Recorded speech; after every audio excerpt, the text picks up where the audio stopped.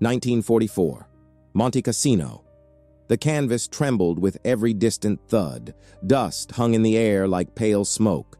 A single field lantern swung from a hook, its yellow throat cutting the dark into narrow strips.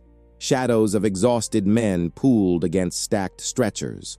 On a low table, a roll of bandage, a bent scalpel, and a glass ampule caught the light, small things that looked larger than they were. Agnieszka's fingers worked the bandage with quiet precision. Andrei stood with the ampule between his thumb and forefinger, the seal glinting. The German lay with one pale hand over his chest, breath a thread. Beside him, a Polish gunner kept his eyes open, jaw tight but steady. He's the enemy. He's a patient. Our orders. Our oath. Andrei pressed the rim of the ampule with a thumb and slid a syringe free. The lantern rocked. The paper order in his pocket shifted, and the needle hovered above the cold skin. And the choice. Stay with this night. One ampule, one transport, and a folded order that could turn mercy into insubordination. Agnieszka's breath caught. She braced his wrist with a cool, practiced hand. Sweat darkened the collar at Andrei's throat. Somewhere beyond the canvas, a dull concussion rolled, as if the earth itself inhaled. The lantern swung wider, throwing the ampule's glass into a thin, trembling highlight. For a heartbeat, the tent narrowed to skin, metal, and the small, bright mouth of the syringe. Andrei's thumb found the glass rim and tightened. The canvas at the entrance rasped. Mercy, where hate was expected. In that lantern-lit hush, the choice boiled down to a single line written on a folded paper and a quieter line sworn at the start of a career: the oath. A medic and a nurse, hands steady from endless triage, weighed the life of an enemy soldier against the clear order to prioritize their own. They handled bandage and syringe like instruments of what they were trained to be, not judges, but healers. Morphine in a glass ampule, a stretcher that might carry 2 men, a Red Cross emblem half hidden on a collar. Each small thing became proof that medicine could bend toward humanity, even under shelling and command. This is the moment when oath met order, and one had to be chosen. If stories where oath collides with orders keep you watching, subscribe, and tell us in the comments whose choice you'd have made. The tent at Monte Cassino was the smallest piece of normal anyone could find on that stretch of the front. Andrzej Kowalski belonged to the 2nd Polish Corps, a medic whose nights were measured in the shuffling of stretchers and the soft clink of ampules. Agnieszka Nowak was the senior nurse. She ran triage with a calm that hid how near every decision cut to the bone. Field hospitals were makeshift and crowded, a scattering of cots under canvas where bandage rolls and morphine vials sat beside ration tins and a bent scalpel. Shelling threaded the hours. Men came from the trench line with wounds that refused easy answers. A broken limb, a collapsed lung, a soldier who had raised a white cloth and surrendered. The rules of war, the Geneva Convention, written in sterile language, said wounded and medical personnel should be spared. In practice, those words meant propaganda, fear, and the pressure to save one's own first. Command messages ran like cold wind through the corps. Prioritize friendly forces, create space for evacuation, do not delay. The medics' training ran the other way: triage, stabilize, relieve shock. An oath sworn at the start of a career that named the patient before the flag. In those nights, the difference between order and oath became a live decision. Leave the enemy soldier to die, or spend the scarce ampule on a man who had fought against you. Oath over orders. Mercy over propaganda. That terse choice shaped what a field hospital could be. Not an extension of battle, but a small, stubborn claim that civilization remained possible even under fire. The call came from the forward trench before dawn. Stretcher team, incoming casualties. Andrei and Agnieszka ran with the others through a narrow path cut in the scrub, the ground still steaming where a shell had struck the night before. The wounded arrived 2 at a time, carried on canvas slings, faces drawn and silent. A corporal held a handkerchief to his side. A young man with mud-caked hair mouthed numbers that meant little beyond the rhythm of blood. Light from the field lanterns made everything look raw and immediate. Flesh, earth, the white of a bandage like a small, stubborn promise. Andre read the men as they came. Airway, breathing, pulse, the quick arithmetic of who might wait. He touched a clavicle, pressed a wrist, listened for a lung that would not take air, and found instead a faint rasp. Agnieszka moved among them, a practiced calm, her fingers finding what needed finding, a break, a burn, the hollow sound over a wound.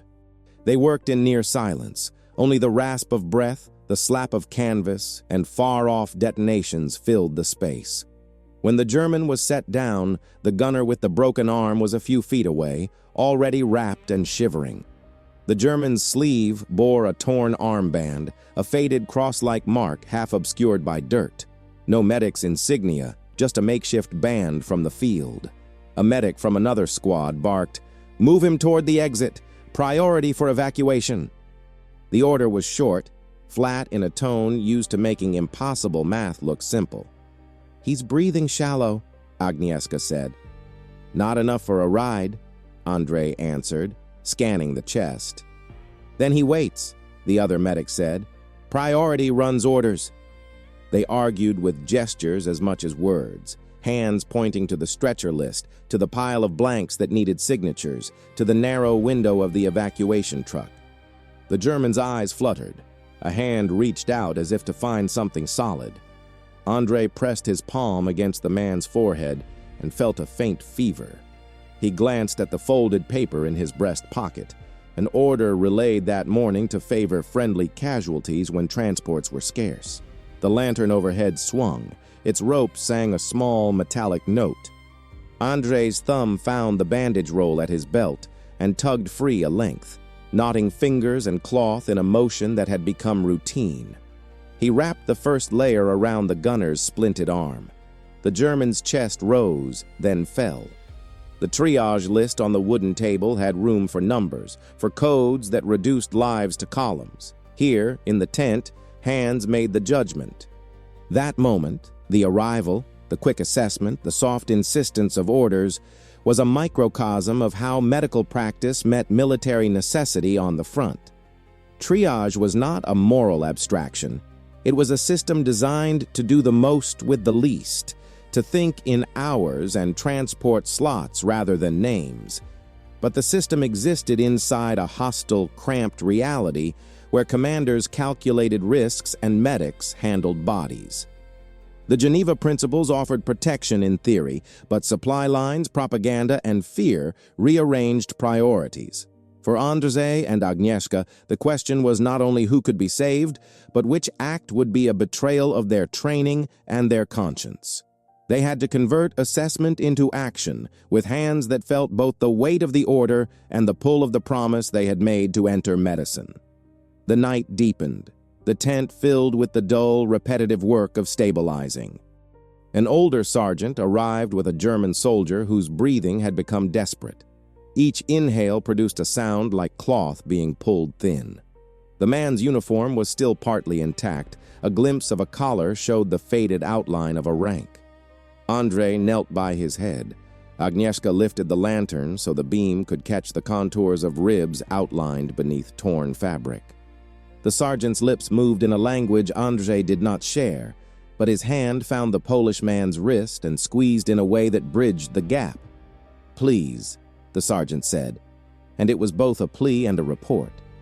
Andre drew a syringe from the kit, noting the last vial of pain relief, a single ampule of morphine, the clear throat of glass promising brief relief and perhaps the steadiness needed to reach evacuation. He considered the Polish gunner, lucid despite his fracture, who leaned back against a crate and forced a smile that did not reach his eyes. The syringe weight settled in Andre's palm like a scale. The lantern's light held everything in a fragile focus. "Give it to him," Agnieszka said softly, nodding at the German. "To ours," the sergeant said immediately. "Andre?" she asked, looking at him. He looked at the ampule, then at the two men, then at the folded order in his pocket. His voice was low. "We have one ampule, one transport. It decides everything." The single vial dilemma defined knights on the front. Breaking a seal wasn't just pain control. It bought time enough to load a man, keep him breathing through a move, and preserve a chance, often against the larger fight's priorities. Surgery, when it came, was never the neat theater of textbooks. In a corner of the tent, a makeshift operating space had been cleared. A wooden crate turned lengthwise, a lantern hung low to give direct light, a basin warmed by candle. The surgeon on rotation was a civilian doctor attached to the corps, his hands steady, but his eyes showing the toll of too many hours. The German's chest demanded attention that could not wait for a rear hospital. Air had collected where it should not, and the lung did not expand. There was a simple field response, needle decompression, a straight-to-the-point procedure to relieve trapped air and restore breathing. In simple terms, a needle opens a path for trapped air to escape, the pressure drops, and the lung can breathe again. Andrei stood over the man, the needle prepared, Agnieszka holding the lamp so the point showed as a small, bright line. The room smelled faintly of alcohol and metal. A sheet kept the rest of the tent shielded from the sight of the act. Only the immediate team leaned in. "Hold him steady," the surgeon said. "I've got him," Agnieszka answered, fingers firm at the jaw. "Now," the surgeon commanded. The needle slipped in with a soft, decisive sound that did not resemble the dramatic images often imagined of battlefield surgery. The air hissed faintly. A shudder went through the man as pressure changed. The effect was practical and precise. Breathing eased, the pallor lessened, and a tentative, shallower laugh left the German's lips as if at the absurdity of still being alive. In that small, quiet victory, there was no celebration. There were only tasks to finish: bandage, secure, monitor. The team moved as a single unit, each action a link in the chain from immediate threat to the possibility of evacuation. Field procedures like that were taught in training and learned in repetition, but their ethical dimension was ever present. Performing a life-saving intervention on an enemy soldier placed medics in a precarious position relative to their commanders. It could be read as a failure to preserve fighting strength or as an adherence to the impartial duties of medicine. The procedural knowledge, how to restore a lung, how to stop exsanguination, was a tool intended to save life, but its use demanded a moral translation into who to save first. For Andrei and his colleagues, that translation often worked in a language that differed from the officer's brief. The patient, regardless of banner, had a body that said, "Help." The act of tending to that body asserted a claim about what their work meant, even when paperwork and orders suggested otherwise. Later in the night, when the immediate rush slowed to a manageable pace, the two stabilized patients lay near each other under the same canvas, separated by a rope and a thin curtain, but within earshot. The Polish gunner, his arm in a crude splint, kept coughing but managed a joke that was more brittle than funny. The German, eyes closed but breathing more regularly, murmured in halting Polish a phrase he had learned somewhere before the war. He offered his canteen, its aluminum dented in a way that made it feel personal, to the man beside him. The gunner pushed it back with a mock scowl, then took a small sip and handed it over. Agnieszka moved between them with a soft efficiency. Fresh bandage for the arm, a warmed blanket over shoulders, a cup of warm broth from the same pot that fed the whole tent. The exchange of a canteen, a cup, a scrap of conversation had the weight of a treaty in miniature.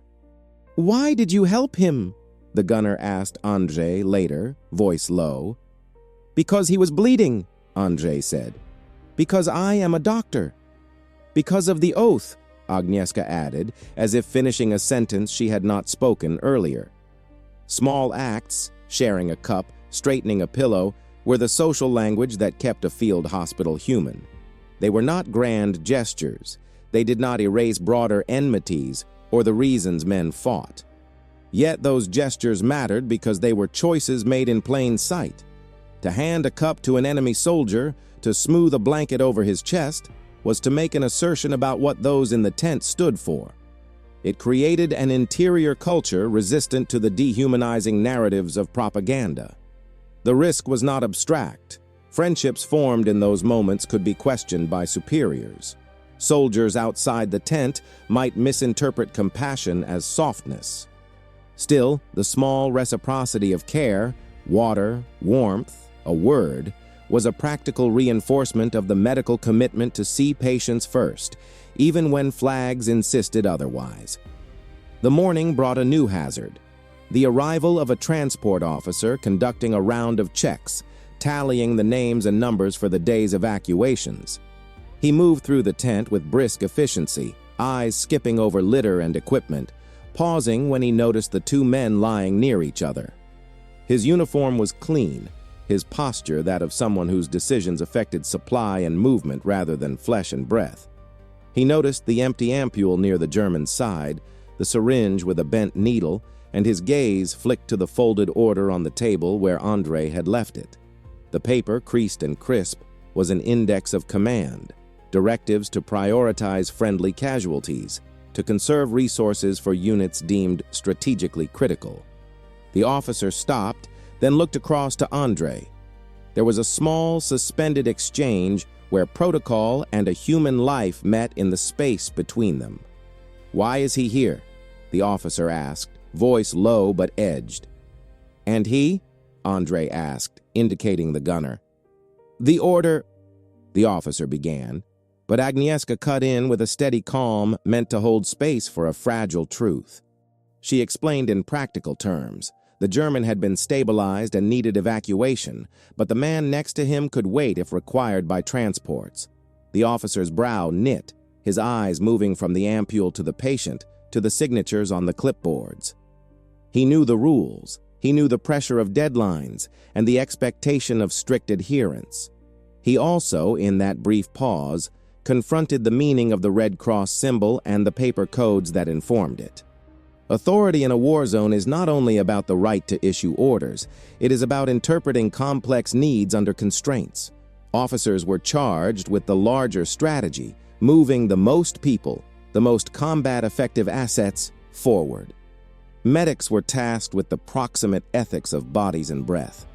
When those two obligations diverged, a clash was inevitable. The officer could enforce the order, insist the German be left for a later convoy, or he could accept the reality that decisions had already been made.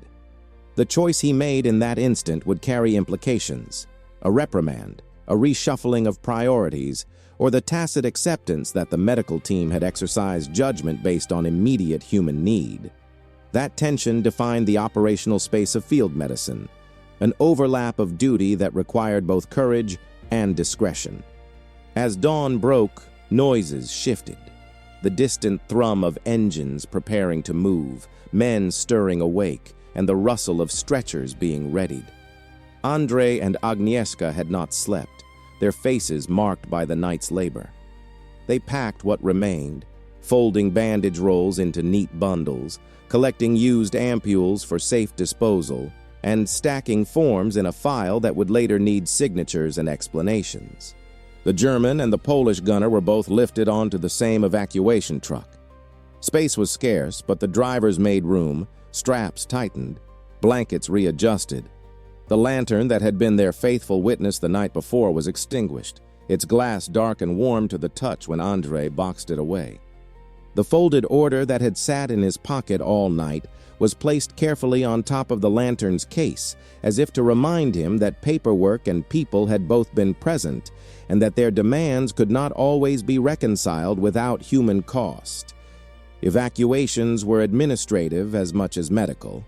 Lists had to be accurate, priorities defended, and explanations prepared in case questions came later.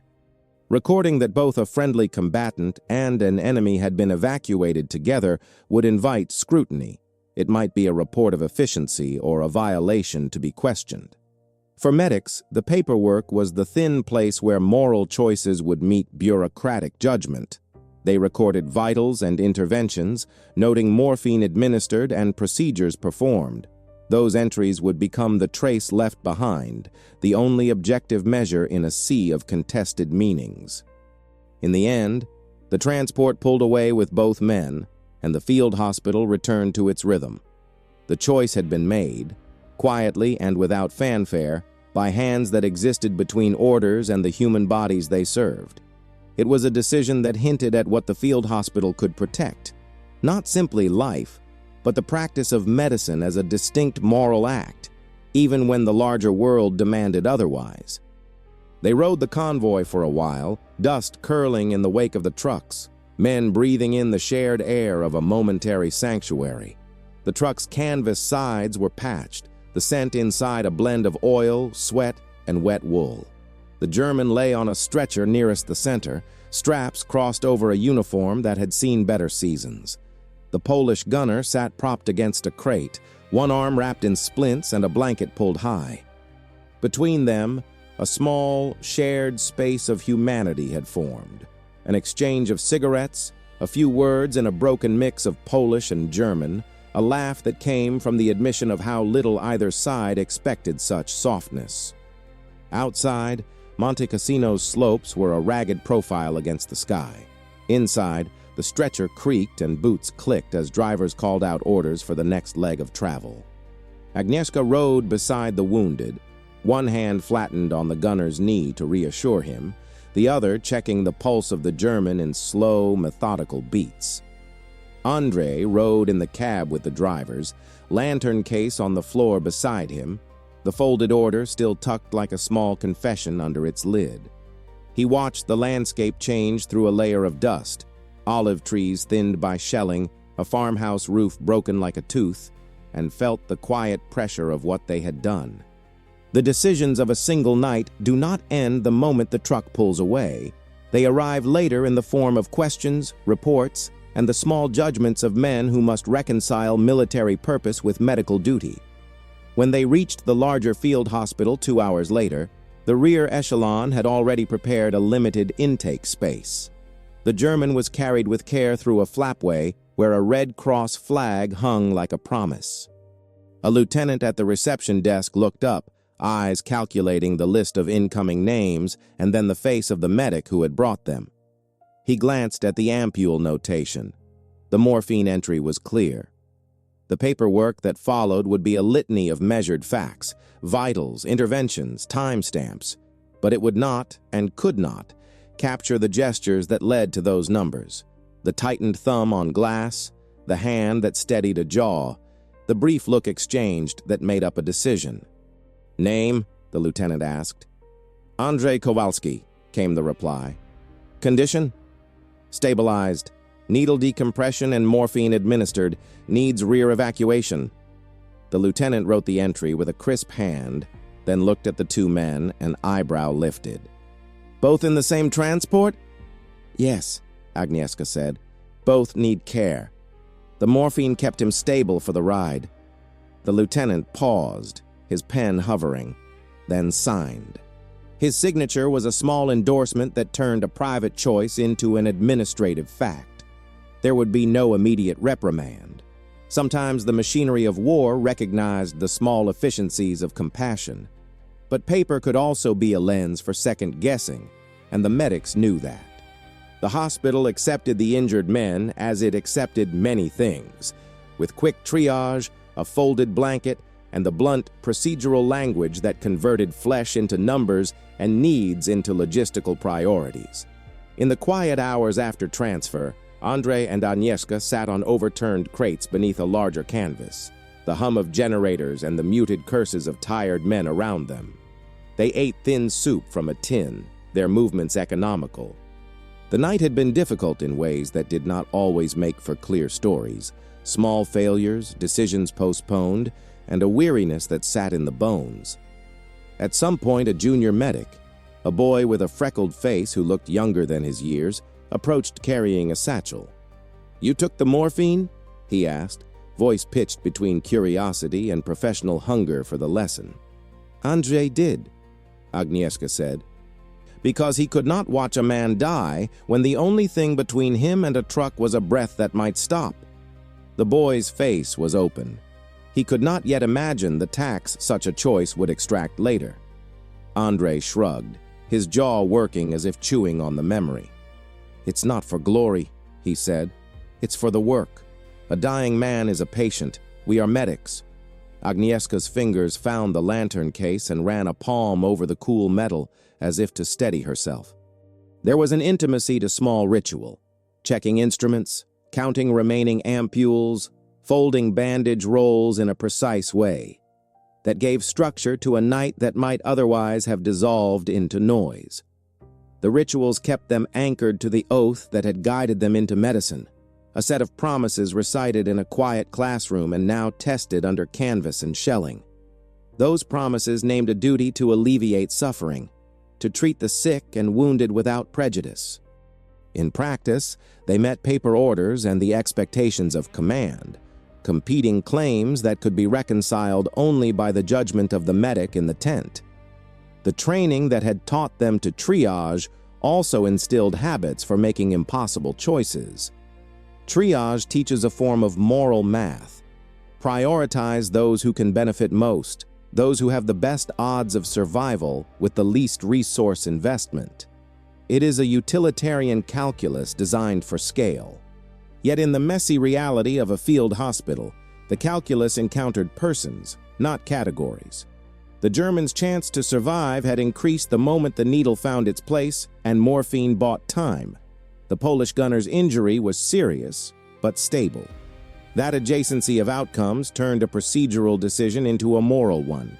Each medic learned to read bodies and not merely lists. Each nurse learned to translate the patient's breath into an argument for life. Later that morning, a quiet rumor moved through the camp. There had been an exchange in the overnight reception. 2 men evacuated together. 1 enemy, 1 friendly. Rumor is a social animal. It fills the gaps left by official records and gives shape to what might otherwise be an administrative footnote. The rumor drew a variety of reactions. Some soldiers shrugged and folded it into the same folder of oddities that war produces. Others muttered about misplaced loyalties.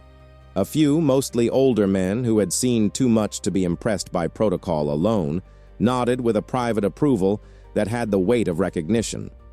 Rumors travel in the mouths of men who make sense of war through story rather than forms. Not all stories end in quiet acceptance. 2 days later, a supply sergeant appeared at the field hospital with a complaint. The morphine log had been audited. 1 ampule could not be accounted for against the tally of friendly casualties. The auditor's language was strict. Discrepancies implied theft or misallocation. The supply sergeant's voice was not hostile so much as incredulous. "We keep tight control on controlled substances," he said. "Each ampule is issued for a specific priority list." Andre met the man with a kind of steady simplicity. "It was used to stabilize a patient for evacuation," he said. "Signed off at the rear. He needed it." "You used a dose meant for hours on an enemy?"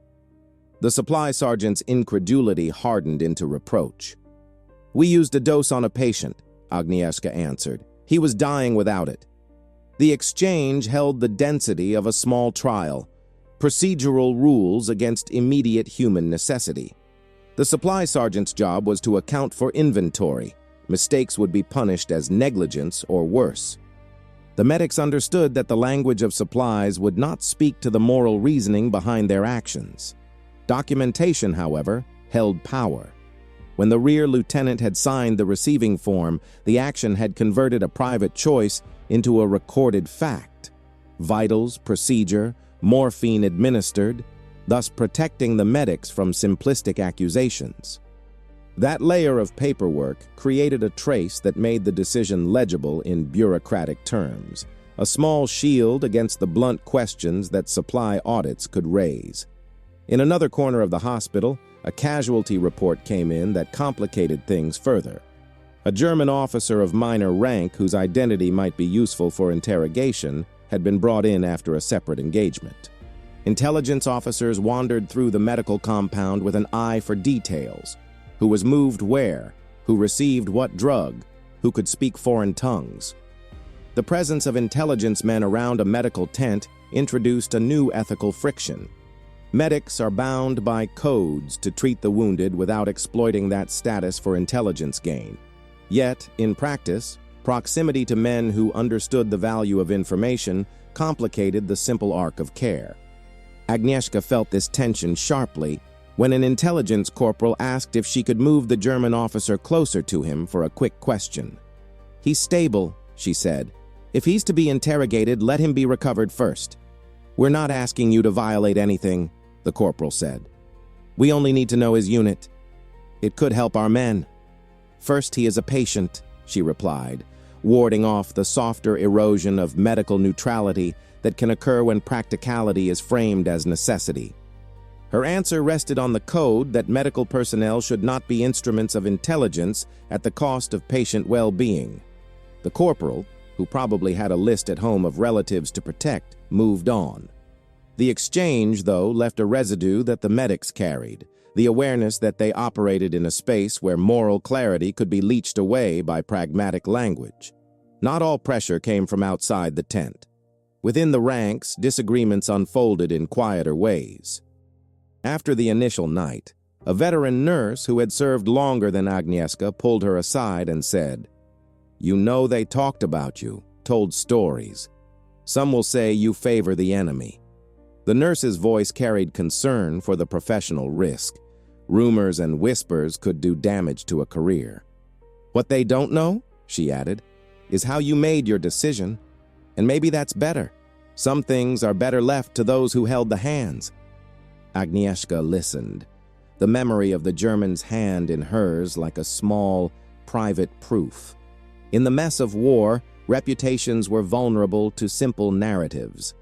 Healing required choices that often lacked witnesses beyond the patient and the medic. Their procedures carried administrative consequences and personal costs. To be labeled soft could mean being reassigned to harsher duties. To be labeled callous could mean living with a weight that distorts the soul. The medics worked in the thin space between accusation and explanation, between rumor and record, hoping the facts would stand where gossip faltered. As the field hospital continued its rotation, more cases arrived that stressed the same professional muscles. A shepherd with a shrapnel wound in the leg who had been mistaken for a combatant. A surrendered enemy who spoke of a daughter in a small town. A friendly soldier whose compound fracture became infected because supplies had been delayed. Each case forced the staff to articulate, in acts or in paperwork, where they stood. The daily rituals, cleaning wounds, applying bandages, rehydrating, administering antibiotics, became statements about who merited care. The Red Cross emblem, worn on a sleeve or painted on a tent flap, was less a promise enforced by international law than a symbol enacted by human hands. One afternoon, as Andrzej stitched a superficial wound that would scar but not end a life, he found a folded scrap of paper in the German's tunic, half a letter, blurred by sweat. The German had been unconscious when he was admitted. The letter was a fragment, a line about a child's birthday, a plate of warm bread. Andrzej read it, and then, as if to test whether the reading had upset him, he laughed softly at the ordinariness of it. "We are all people," he said to Agnieszka without looking up. "Even here." She nodded. "That's why we do this," she answered. The nurse's words were less a declaration than a rehearsal of a truth they both needed to keep alive. In that tent, the letter became another token, like the lantern or the folded order, small artifacts that anchored the human story behind a uniform. It was a reminder that beyond strategic maps and casualty tables were lives threaded into households and seasons. The bureaucracy of war eventually found its way back to the field hospital in the form of papers marked for review. A transport efficiency report had flagged the overnight evacuation as irregular, noting that the convoy included both friendly and enemy soldiers. An officer from supply arrived with a clipboard and a measured expression, asking for an account of why resources had been allocated that way. Andrzej had anticipated this. He had kept notes. He had the lieutenant's signature, and he had the receiving form.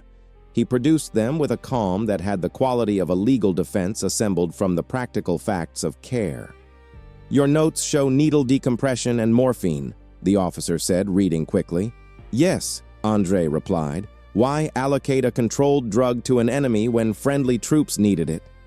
"Andre?" Agnieszka interjected, the question a shield to let him speak.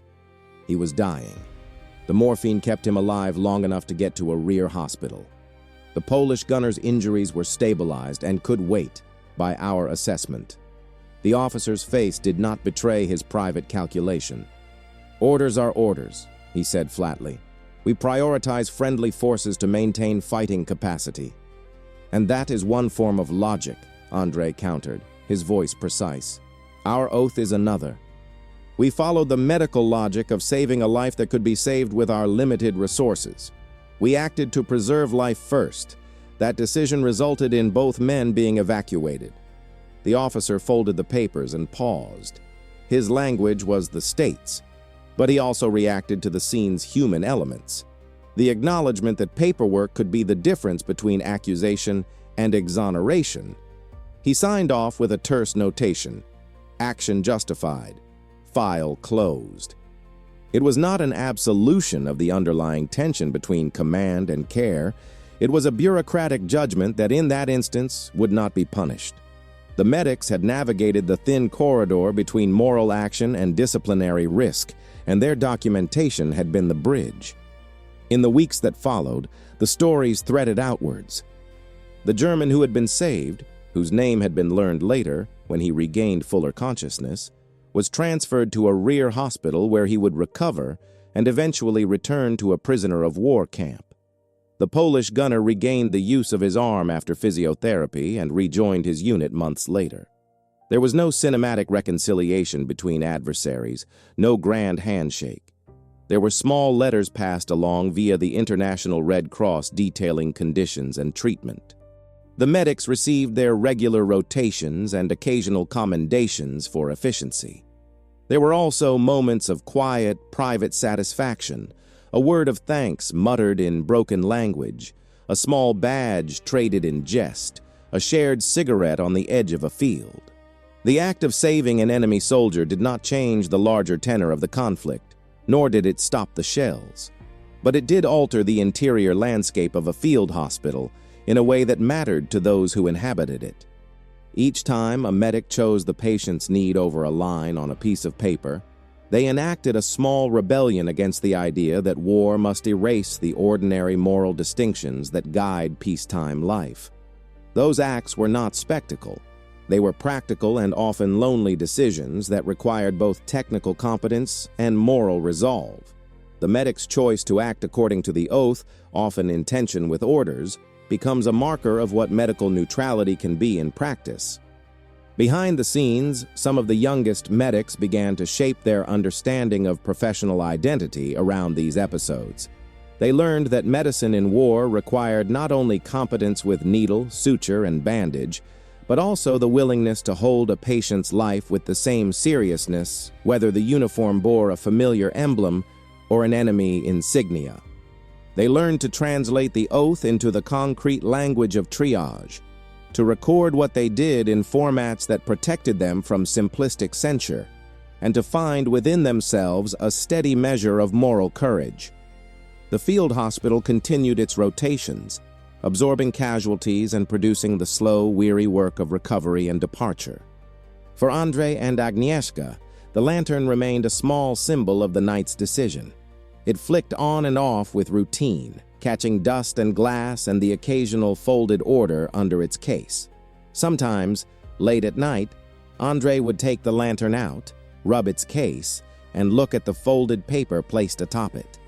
The paper was worn now, edges softened by handling and the habit of being held as if it were a small talisman of the choices a man might later have to answer for. They kept records, kept notes, and in time, the tautness of that early night loosened into the ordinary memory of service. Yet the memory was instructive.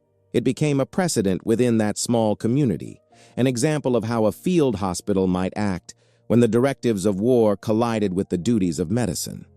Not every deed would be seen, Not every choice could be made without consequence, but the night when a morphine ampule, a needle, and a lantern's beam decided the fate of two men remained a story told between shifts.